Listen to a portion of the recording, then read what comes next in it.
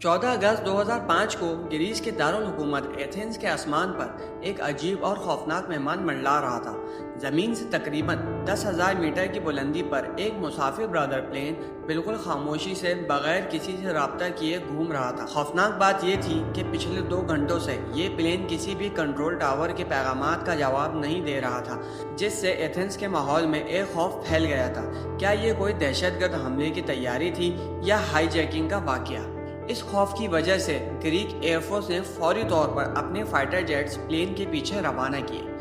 جب fighter jets plane کے قریب پہنچے تو انہوں نے ایک حیران کن منظر دیکھا۔ پلین کے اندر مکمل خاموشی تھی، کوئی حرکت یا ہلچل نہیں تھی۔ تمام مسافر اپنی سیٹس پر بے جان بیٹھے تھے اور کاکپٹ میں بھی کوئی موجود نہیں تھا۔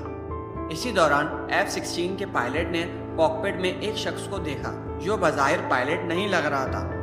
وہ کاکپٹ میں ادھر ادھر گھوم رہا تھا، جیسے کچھ ڈھونڈ رہا ہو یا سمجھنے کی کوشش کر رہا ہو۔ اگلے ہی لمحے پلین اچانک ایک طرف جھکا اور تیزی سے زمین کی طرف اترنا شروع ہو گیا۔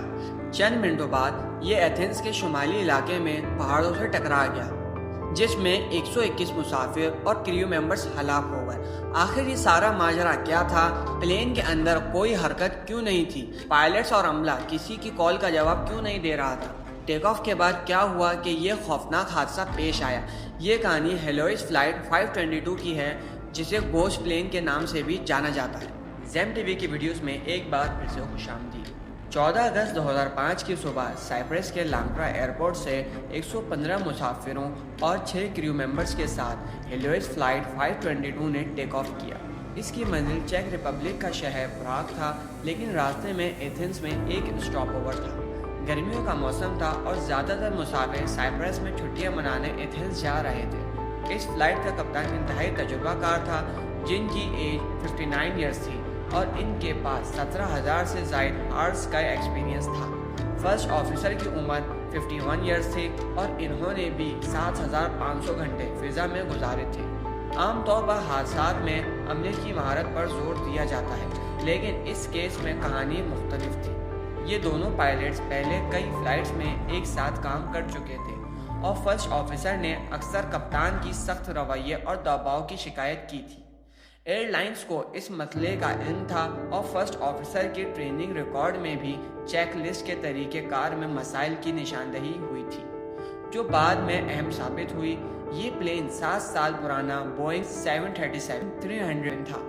صبح کی ٹھنڈی ہوا میں اس نے لانکرا ایئرپورٹ سے بغیر کسی مسئلے کے ٹیک آف کیا۔ جیسے ہی پلین 10,000 فٹ سے اوپر گیا، عملے نے نکوسیا ایئر ٹریفک کنٹرول سے رابطہ کیا اور کپتان نے 34,000 فٹ کی بلندی پر اڑنے کی اجازت مانگی، جو مل بھی گئی۔ لیکن جب پلین 12,000 فٹ کی بلندی پر پہنچا، کاکپٹ میں اچانک ایک الارم بجنا شروع ہو گیا۔ یہ الارم عام طور پر ٹیک آف سے پہلے زمین پر بجتا ہے جب پلین کی ٹیک آف کانفیگریشن میں کوئی مسئلہ ہوتا ہے۔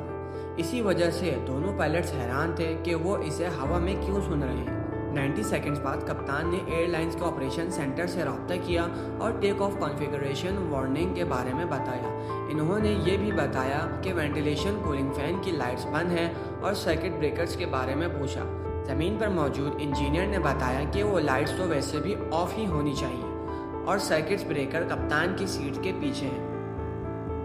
جب انجینئر نے کپتان سے مسئلے کی تصدیق مانگی تو کپتان نے کہا کہ وہ بند نہیں ہے۔ یہ جواب انجینئر کو سمجھ نہیں آیا۔ اسی دوران انجینئر کو یاد آیا کہ فلائٹ سے پہلے اس نے پلین کے پریشرائز سسٹم کی جانچ کی تھی اور اس سسٹم کے کنٹرولز اسی جگہ تھے جن کے بارے میں کپتان الجھن کا شکار تھے۔ اس لیے انجینئر نے پوچھا کہ کیا پریشرائزیشن موڈ آٹو پر ہے یا مینول، لیکن کپتان نے جواب دینے کے بجائے وہی سرکٹ بریکرز کا سوال دہرایا۔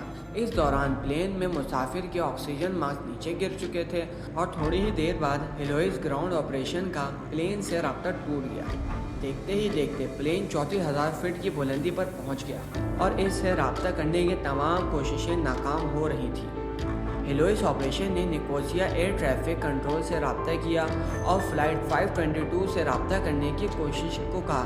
اگلے 5 منٹ تک کنٹرولر نے رابطہ کرنے کی کوشش کی، لیکن کوئی جواب نہیں ملا۔ کنٹرولر نے فلائٹ 522 کے قریب ایک اور پلین سے رابطہ کیا اور اسے رابطے کی کوشش کرنے کو کہا، لیکن یہ طریقہ بھی ناکام رہا۔ اسی دوران فلائٹ 522 بغیر اجازت گریک ایئر اسپیس میں داخل ہو چکی تھی اور اپنا فلائٹ پلان جاری رکھے ہوئے تھی۔ نکوسیا ایئر ٹریفک کنٹرول نے ایمرجنسی فریکوینسی پر بھی رابطہ کرنے کی کوشش کی لیکن کوئی جواب نہیں ملا۔ پھر انہوں نے ایتھنز ATC ٹریفک کنٹرول سے رابطہ کیا لیکن وہاں سے بھی پلین کا کوئی جواب نہیں ملا۔ اب یہاں پر دو مقامات تھے، یا تو پلین میں ریڈیو ٹرانسمیشن کا مسئلہ تھا جس کی وجہ سے وہ کال سن تو رہے تھے لیکن جواب نہیں دے پا رہے تھے، یا پھر دونوں پائلٹس کو ہاسٹیج بنا لیے گئے۔ پہلے امکان کو مد نظر رکھتے ہوئے ایتھنز کنٹرول ٹاور نے پلین کو اترنے کی اجازت دی لیکن کوئی اشارہ نہیں ملا۔ 20 سے زائد بار رابطہ کرنے کی کوشش ناکام ہونے پر ایتھنز ایئر ٹریفک کنٹرول نے گریک ایئر فورس سے رابطہ کیا اور بتایا کہ فلائٹ 522 بغیر اجازت ایئر اسپیس میں داخل ہوئی ہے اور سوال کا جواب بھی نہیں دے رہی۔ گریک ایئر فورس نے فوری طور پر 2 F-16 جیٹ بھیج دیے۔ اس وقت تک فلائٹ 522 آٹو پائلٹ پر اپنے فلائٹ پاتھ کو مکمل طور پر فالو کر رہی تھی۔ جس مقام پر اس سے اترنا تھا وہ پوائنٹ 2 بار مس ہو چکا تھا لیکن پلین 34,000 فٹ پر پرواز کر رہا تھا۔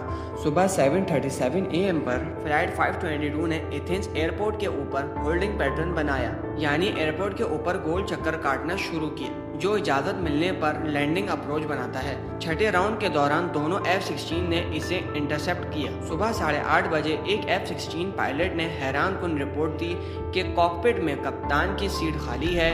انہوں نے مسافر کیبن کو بھی دیکھا جہاں روشنی کی وجہ سے کیبن واضح طور پر دکھائی دے رہے تھے۔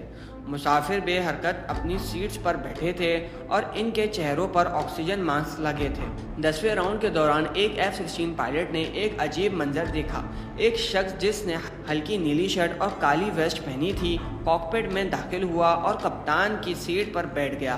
اس نے ہیڈ فون پہنے اور ہاتھ کنٹرول پینل پر رکھے۔ پائلٹ نے اسے ہاتھ کے اشارے سے بلایا جس کا اس نے ہاتھ اٹھا کر جواب دیا لیکن چند لمحوں بعد پلین کا بائیں انجن بند ہو گیا جس سے پلین تیزی سے بائیں طرف جھکا اور زمین کی طرف اترنے لگا۔ صبح 9 بجے سے کچھ پہلے دائیں انجن بھی بند ہو گیا اور 4 منٹ بعد پلین ایتھنز کے شمالی مغرب میں پہاڑوں سے ٹکرا کر تباہ ہو گیا۔ حادثے کے فوراً بعد انویسٹیگیشن کا کام شروع کیا گیا۔ انہوں نے ملبے کا معائنہ کیا اور اس انجینئر سے بھی رابطہ کیا جس نے حادثے سے پہلے پلین کی دیکھ بھال کی تھی۔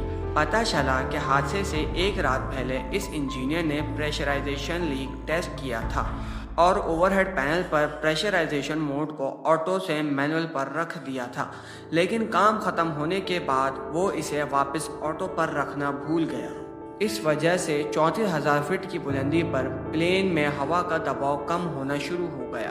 کم دباؤ میں انسانی دماغ صرف 10 منٹ تک کام کر سکتا ہے اور اس حالت کو ہائپوکسیا کہتے ہیں، یعنی آکسیجن کی کمی جس میں کنفیوژن، سوچنے کی صلاحیت میں کمی، بے ہوشی یا موت ہو سکتی ہے۔ دونوں پائلٹس کو اپنے پری فلائٹ ڈیوٹیز میں اس سوئچ کو چیک کرنا تھا لیکن انہوں نے توجہ نہیں دی کیونکہ عام طور پر یہ سوئچ آٹو موڈ پر ہوتا ہے۔ ان کے پاس 2 اور موقع تھے، ٹیکسی سے پہلے اور ٹیک آف کے بعد، لیکن وہ ہر موقع ضائع کر بیٹھے۔ جب پلین 12,000 فٹ سے اوپر گیا تو کیبن الٹیٹیوڈ وارننگ الارم بجنا شروع ہوا لیکن پائلٹس کا دھیان پریشرائزیشن سسٹم کے بجائے ٹیک آف کنفیگریشن وارننگ پر چلا گیا۔ اس غلط فہمی میں انہوں نے وہ پروسیجر شروع کیا جو عام طور پر ٹیک آف سے پہلے کیا جاتا ہے اور اصلی مسئلے کو نظر انداز کر دیا۔ اس دوران آکسیجن ماسک نکل آئے اور آکسیجن کی لائٹ جل گئی لیکن ہائپوکسیا کے ابتدائی اثرات کی وجہ سے انہوں نے اس پر توجہ نہیں دی۔ یہی وہ وقت تھا جب کپتان اور فرسٹ آفیسر بے ہوش ہو گئے اور 10 منٹ کی آکسیجن سپلائی ختم ہونے کے بعد مسافر اور کریو ممبرز بھی ہوش کھو بیٹھا۔ سوال یہ ہے کہ کاکپٹ میں وہ شخص کون تھا جو 2 گھنٹے بعد وہاں پہنچا۔ تحقیقات سے پتہ چلا کہ وہ فلائٹ اٹینڈنٹ اینڈریاس پروداموس تھا جس کے پاس کمرشل پائلٹس کا لائسنس تھا لیکن وہ بوئنگ 737 اڑانے کے لیے کوالیفائڈ نہیں تھا۔ کاکپٹ وائس ریکارڈر سے معلوم ہوا کہ اس نے انجن فیل ہونے کے بعد میڈے کالز کرنے کی کوشش کی لیکن ٹرانسمٹ بٹن دبانا بھول گیا۔ تفتیش سے پتہ چلا کہ اس کی فلائنگ ایکسپرٹیز اتنی نہیں تھی کہ وہ بوئنگ 737 کو کنٹرول کر سکتا، خاص طور پر جب اس میں فیول ختم ہونے سے انجن بند ہو گئے ہوں۔ اگر وہ پلین کی لینڈنگ بھی کر لیتا تب بھی مسافروں اور کریو کا زندہ بچنا ناممکن تھا، کیونکہ ہائپوکسیا اتنی دیر میں دماغ کو irreversible ڈیمیج پہنچا دیتا ہے۔ انویسٹیگیشن کے دوران ملبے میں سے 4 میں سے 3 پورٹیبل آکسیجن سلنڈر استعمال شدہ حالت میں ملے، جس سے ثابت ہوا کہ پروداموس اور شاید 2 دیگر کیبن کے کریو نے ان کا استعمال کیا، جس کی وجہ سے وہ باقی مسافر اور پائلٹس کے مقابلے میں زیادہ دیر تک ہوش میں رہے۔ ہیلوئس فلائٹ 522 کے حادثے سے ایوییشن انڈسٹری نے بہت کچھ سیکھا اور نئی SOPs بنائی، جن میں بوئنگ کو پائلٹس کی ٹریننگ میں اضافہ اور وارننگ کے فرق کو سمجھنے کی ہدایت دی گئی۔ ان SOPs کے اضافے کے بعد اس طرح کا حادثہ دوبارہ نہیں ہوا۔ امید ہے کہ زیم ٹی وی کی ویڈیوز آپ بھرپور پسند اور شیئر کریں گے۔ آپ کے پیار بھرے کامنٹس کا شکریہ۔ ملتے ہیں اگلی شاندار ویڈیو